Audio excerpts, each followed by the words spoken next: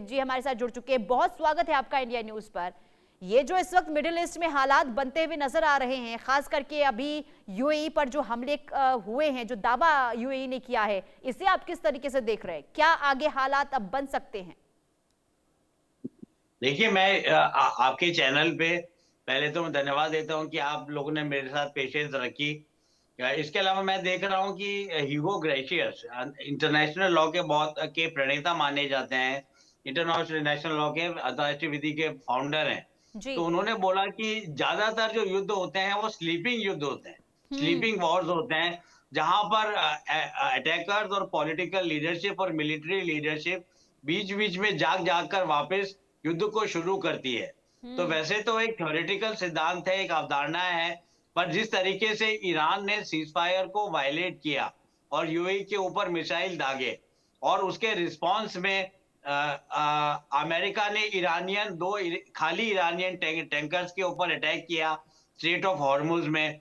तो उसको देखने से लगता है कि ये वायलेशंस ईरान ने किए, पर अमेरिका ने भी इसका रिस्पांस दिया। तो हम्म। कहने का मतलब है कि ये युद्ध को भी अगर हम देखें तो हम क्या कहेंगे कि operation epic fury, operation project freedom जिसको रोक लिया गया है, जी। उसके चलते ये है कि युद्ध कभी भी खत्म नहीं होता। सीजफायर, ट्रूस और आर्मिस्टाइज, ये तीन तरीके के सॉल्यूशंस होते हैं जिससे कि हॉस्टिलिटीज रोकी जा सकती हैं और एक दूसरे के ऊपर आक्रमण रोके जा सकते हैं। पर युद्ध भी एक तरीके से डिप्लोमेसी और विदेश नीति का एक घटक बन गया है, एक एजेंसी और एक इंस्ट्रूमेंट बन गया है, जैसा कि हम लोग ऑपरेशन एपिक फ्यूरी में परिलक्षित होते हुए देख रहे हैं। और जहां तक यूएई की बात है, हम पाएंगे कि जब से यूएई ने अब्राहम अकॉर्ड्स में साइन किया है जी। 2020 में, तब से ईरान और यूएई के संबंधों में प्रॉब्लम्स आ गई हैं, बहुत तल्खी आ गई है। और यहां तक कि जो आईआरजीसी का, रिवॉल्यूशनरी गार्ड्स का जो न्यूज़पेपर है, जो हार्डलाइन न्यूज़पेपर है तेहरान का, जो है काहियान, उसमें भी धमकी दी गई थी यूएई को 2020 में कि आप लोगों ने बहुत गलती की है, ये बिल्कुल मेनेसिंग है हमारे लिए, ये अनएक्सेप्टेबल है और ये ऑब्जेक्शनेबल है कि UAE, Qatar, Bahrain, Saudi Arabia, Israel के साथ जाकर उन्होंने संधि कर ली है। और इसके अलावा हम देखें, यूएई की बात में आगे बढ़ाना चाहूंगा, तो हम ये पाएंगे कि ईरान और यूएई के अंदर कल्चरल और रिलीजियस एफिनिटी बिल्कुल कूट कूट कर भरी हुई है। जैसे कि जो यूएई के जो मुस्लिम फैक्शन है, जी। वो पूरी तरीके से ईरान से उसका ओरिजिन है, ईरान उसका एपिसेंटर है। और दो स्थान है जैसे कि फार्स और हमदोजगा, वहां से यूएई की करीब करीब 90% पॉपुलेशन ईरान से इमिनेट हुई है। उसके अलावा हम अगर इतिहास में और प्रेजेंट में जाएं तो दो आइलैंड्स हैं, अबू मूसा और वेस्टर्न और सदर्न टुन्ब। इनके आधिपत्य को लेकर, इनकी सार्वभौम सत्ता को हासिल करने को लेकर ईरान और यूएई के अंदर संघर्ष बहुत दिनों से, कई वर्षों से चलता रहा है। पर जैसा कि हम लोग जानते हैं कि इजराइल पैलेस्टीन का जो मुद्दा है, हम्म। वो भी बेलफोर्ट डिक्लेरेशन जो 1914 में आया था ब्रिटेन की तरफ से, और ब्रिटेन छोड़ के भाग गया था 49 में युद्धरत इजराइल और अरब स्टेट्स को छोड़कर। वैसे ही ये बात है कि ब्रिटेन ने 1960s में शारजा एमिरेट को टर्न आइलैंड और इब्न और अबू मूसा आइलैंड को दे दिया था। और ये टेक्निकलिटी आज तक 2026 तक फंसी हुई है कि ईरान कहता है कि उन्होंने ये दोनों कॉन्फ्लिक्टिंग आइलैंड्स, ये दोनों कंट्रोवर्शियल आइलैंड्स शारजा एमिरेट को दिए थे। पर ये बात ईरान नहीं भूल जाती, ये बात ईरान भूल जाता है कि ये जो आइलैंड्स है, ये शेख अमीरेट भी सातवां प्रोविंस है यूएई का, संयुक्त अरब अमीरात का।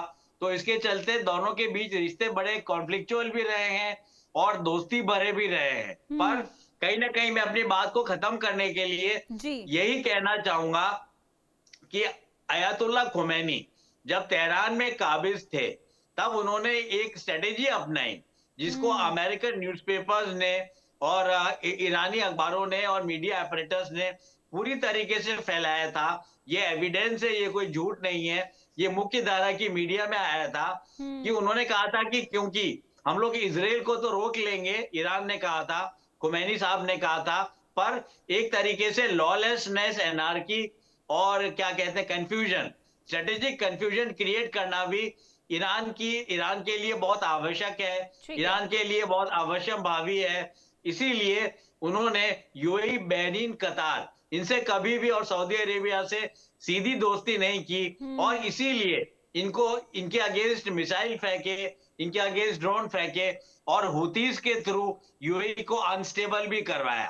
तो मैं कहना चाहूंगा कि यूएई, बहरीन, कतार को कहीं ना कहीं निर्णय लेना पड़ेगा कि वो किस हद तक सिर्फ डिफेंसिव एयर ऑपरेशन से और अपने एयर डिफेंस सिस्टम से ही ईरान के मिसाइल्स को, सस्ते परंतु घातक मिसाइल्स को रोकेंगे।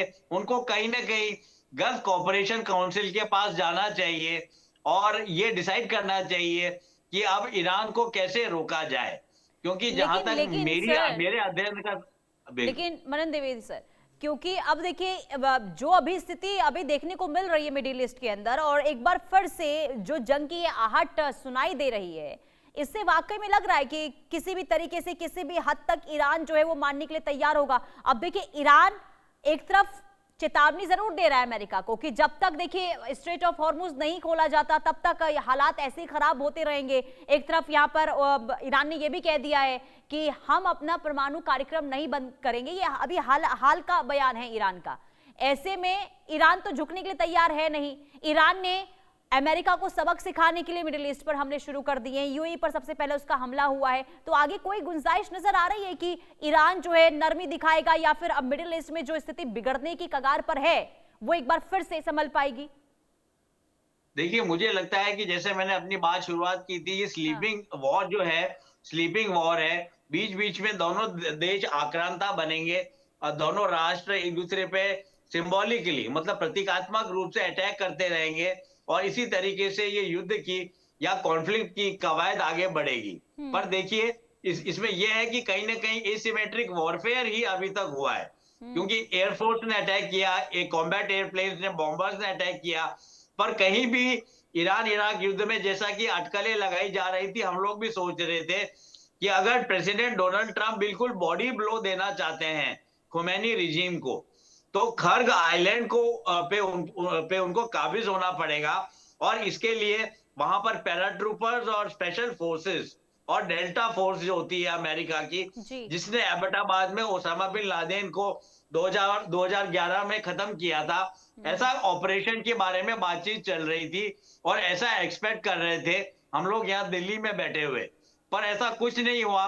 तो कहीं ना कहीं मैं ये कहूंगा कि अमेरिका की भी यहाँ पर वीकनेस, अमेरिका की कमजोरी कहीं ना कहीं रिफ्लेक्ट होती है, क्योंकि अगर हम देखें वियतनाम वॉर में भी उनके 55,000 कैजुअलिटीज हुई उनके जीआईज की, अफगानिस्तान में, इराक में वो कंप्लीट कर पाए, पर अफगानिस्तान में उन्होंने वॉर को कंप्लीट नहीं किया और बड़ी ही आपाधापी के माहौल में अमेरिकन फोर्सेस, अमेरिकन कॉन्ट्रैक्टर्स और अमेरिकन एम्बेसी स्टाफ वहां से निकल गया कि इससे पहले कि तालिबान काबुल एयरपोर्ट पे आते।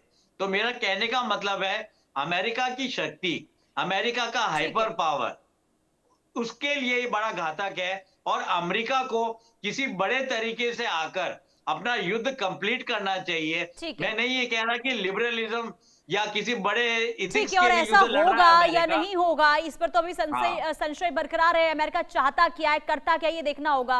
अब बनी रहिए हमारे साथ। Wing commander Prafulla Bakshi sir भी जुड़ चुके हैं डिफेंस एक्सपर्ट के तौर पर। बहुत स्वागत है सर आपका भी इंडिया न्यूज पर। सबसे पहले तो मैं प्रतिक्रिया ही चाहूंगी, जो अभी हमले यहाँ पर शुरू हो गए हैं, अमेरिका ने ईरान पर कर दिया है और ईरान ने यूएई पर कर दिया है, तो आगे अब क्या स्थिति बन रही है मिडिल ईस्ट के अंदर? देखिए, मिडिल ईस्ट के अंदर स्थिति बन रही है जो अमेरिका चाहता है। अमेरिका चाहता है कि वो उसका आधिपत्य रहे और ईरान का इफेक्ट खत्म हो।